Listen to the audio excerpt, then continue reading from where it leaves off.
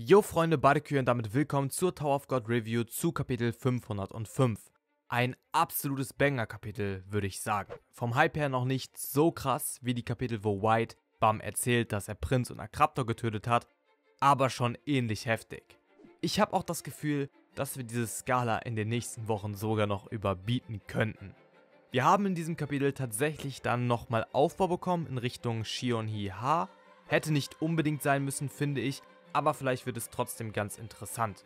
Ich würde sagen, einfach mal abwarten, was das angeht. Vor allem muss ich auch sagen, je länger ich darüber nachdenke, desto mehr interessiert mich dieser Plot. Aber im ersten Moment dachte ich mir, muss nicht unbedingt sein. Ansonsten haben wir neben Bam und White noch einen Handlungsschritt bekommen in diesem Kapitel. Und zwar haben wir erfahren, wie heftig Hybridder wirklich ist. Ich würde sagen, ich schnacke gar nicht mehr lange drum herum, sondern starte direkt rein in die Review. Das Ganze beginnt bei Bam und White. Allerdings sehen wir diesen Schauplatz erstmal nur kurz. Es ist ganz so, wie ich es vermutet hatte. Der Angriff hat White nicht wirklich aus den Socken gehauen. Darauf sehen wir dann, was bei Hybridder abgeht. Hybridder kämpft gegen den Kerl, der Arias Gruppe anführt. Der scheint tatsächlich auch relativ stark zu sein, sieht aber neben dem Hybridder klein aus.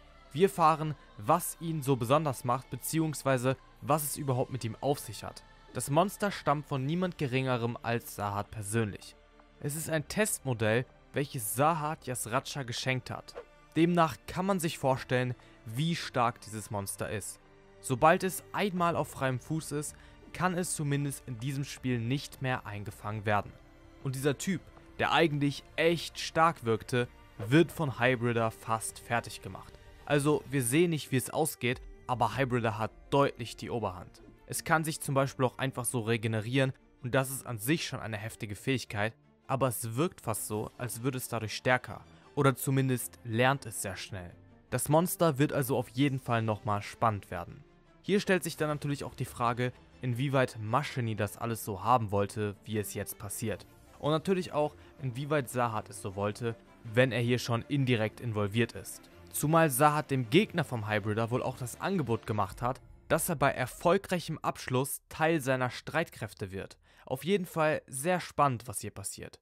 Daraufhin geht es dann zu Shion-Hi-Ha und sie trifft auch auf ihren Gegner, nämlich auf Lopobia Hasacha. Besonders interessant dabei ist, dass Hasacha wohl deutlich älter sein soll als Shion-Hi-Ha.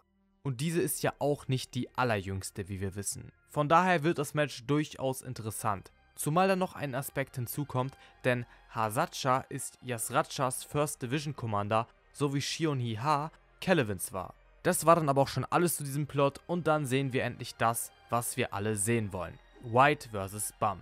Der Kampf geht wirklich ab. White dominiert allerdings doch merklich. Bam ist dabei auszuweichen und kommt nur vereinzelt zu Angriffen. Dennoch ist es nicht mehr so wie vorher, es ist schon ausgeglichener. Bam merkt aber, dass ihm allmählich die Kraft ausgeht. Das Problem ist, dass seine Ausdauer dahin schwindet und Whites Vorteil somit wächst, je länger der Kampf dauert. Deshalb entschließt Bam sich dazu, alles auf eine Karte zu setzen und macht diesen anderen Move. Er sammelt all seine Kräfte in einem Schlag, wartet auf die Gelegenheit, blockt White und kontert dann mit einem Transcendental Move. Die Attacke heißt einfach Sternenstaub Meteorenschauer. Und wenn dieser Angriff White nicht verletzt, dann weiß ich aber auch nicht weiter. Also wirklich, der Angriff sah schon so heftig aus, das wird White verletzen. Und damit endet dann auch das Kapitel. Die große Frage hiernach ist, was wird Bam als nächstes machen? Er hat gesagt, dass er all seine Kraft in diesen Schlag steckt. Heißt also, dass er, mal abgesehen vielleicht von kleinen Reserven, keine Kraft mehr nach diesem Angriff hat. White auf der Gegenseite wird dieses Mal Schaden nehmen. Da bin ich mir ziemlich sicher, sonst sieht es ganz, ganz schlecht aus. Aber die Frage ist trotzdem, wie viel Schaden White bekommen wird. Sollte er nämlich stehen können, und da bin ich mir relativ sicher, dass es so sein wird, dann wird es schwierig. White kann danach angreifen, vermutlich wird er auch kurz verschnaufen, aber wenn Bam dann keine Lösung hat, sieht es schlecht aus. Bam wird dann sehr wahrscheinlich auf andere Kräfte zurückgreifen müssen. Er nutzt ja bereits mehr oder weniger Blue- und Red-Früßer, jetzt aber wird noch mehr dazu kommen müssen. Die volle Kraft vom Vorn und allem voran natürlich die Seelenkraft. Und da wird es dann interessant. Da geht es dann quasi um das Power-Up, auf welches ich die ganze Zeit warte. Oder was heißt Power-Up? Es geht um die Kraft, auf welche ich die ganze Zeit warte. Natürlich um die Sonne in Bam. Diese wird nämlich garantiert mit den Seelen zusammenhängen. Solltet ihr den ersten Teil der Tower of God Puzzle-Theorienreihe gesehen haben, dann wisst ihr auch vermutlich, worauf ich anspiele. Ich könnte mir halt vorstellen, dass jetzt genau das passiert, was bereits vorhergesagt wurde. Bam wird sich selbst verlieren oder von seiner Kraft verzehren lassen, zumindest zu einem gewissen Grad. Eventuell wird White sogar nachhelfen, denn jetzt hat er ja den Spielraum, insofern er nicht K.O. geht, wovon ich nicht ausgehe. Dementsprechend wird es wirklich sehr, sehr spannend. Tatsächlich muss ich auch sagen, interessiere ich mich für den Hybrider-Plot, weil die Bestie und auch ihr Gegner super interessant sind. Beide Charakter geben unfassbar viel her und bieten sicherlich noch das ein oder andere Geheimnis. Der Schauplatz Shion-Iha und Lopobia-Ha-Sacha ist auch relativ interessant, je länger ich darüber nachdenke. Die Idee, 2 First Division Commander gegeneinander kämpfen zu lassen, ist schon nice, aber es gibt noch etwas, was dem Ganzen die Krone aufsetzt. Normal wäre es, dass Shion-Iha diesen Kampf gewinnt und dann zu Kelvin geht. Hier aber habe ich das Gefühl, dass Shion-Iha eigentlich schwächer ist. Warum glaube ich das? Erstmal wissen wir, dass Lopobia-Ha-Sacha älter ist als Shion-Iha. Erster Indikator dafür, dass sie stärker ist. Der zweite ist ein ganz anderer. Lopobia-Ha-Sacha stammt sowohl aus der Lopobia-Familie als auch aus der Ha-Familie, wie wir ihrem Namen entnehmen können. Das heißt also, dass sie das Blut von 3 Familienoberhäuptern trägt. Sicherlich ausgedünnt in Anführungszeichen, aber das ist halt schon mal eine Ansage. Ich meine, gut, Shion-Iha hat auch das Blut von 2 Oberhäuptern in sich, aber es ist dennoch eines weniger. Wobei es natürlich auch die Möglichkeit gibt, dass Ha-Sacha wie Haracha ursprünglich kein Mitglied der Lopobia-Familie war und damit auch kein Blut von Lopobia in sich trägt. Dann wäre es halt wieder ausgeglichen.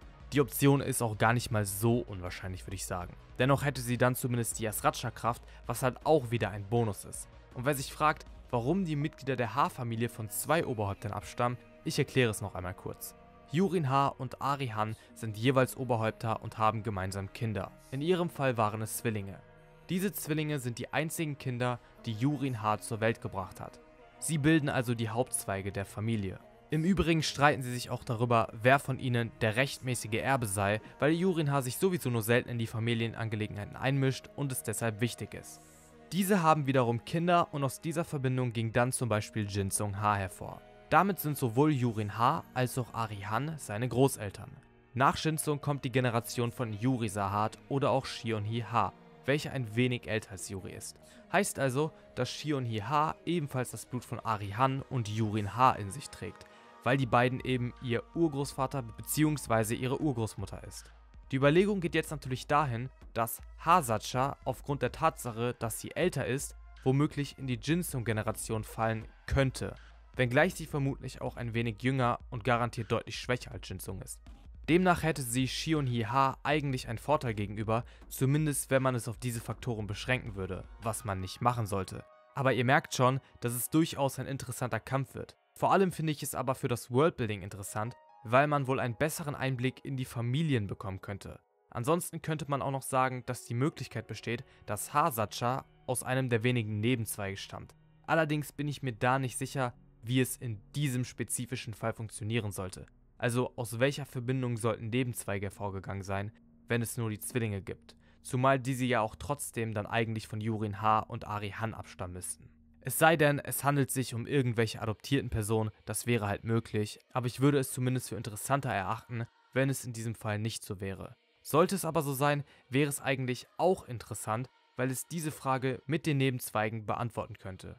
Also ihr merkt schon, der Kampf interessiert mich wirklich mehr, je mehr ich darüber nachdenke. Ich hoffe sogar, dass wir ihren Flashback sehen, wie schon bei Haracha. Vielleicht sogar noch den von Shion-Hi-Ha.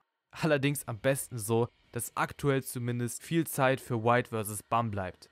Und damit komme ich dann auch schon zum Ende von diesem Video. Wie hat euch das Kapitel gefallen? Schreibt es mir in die Kommentare.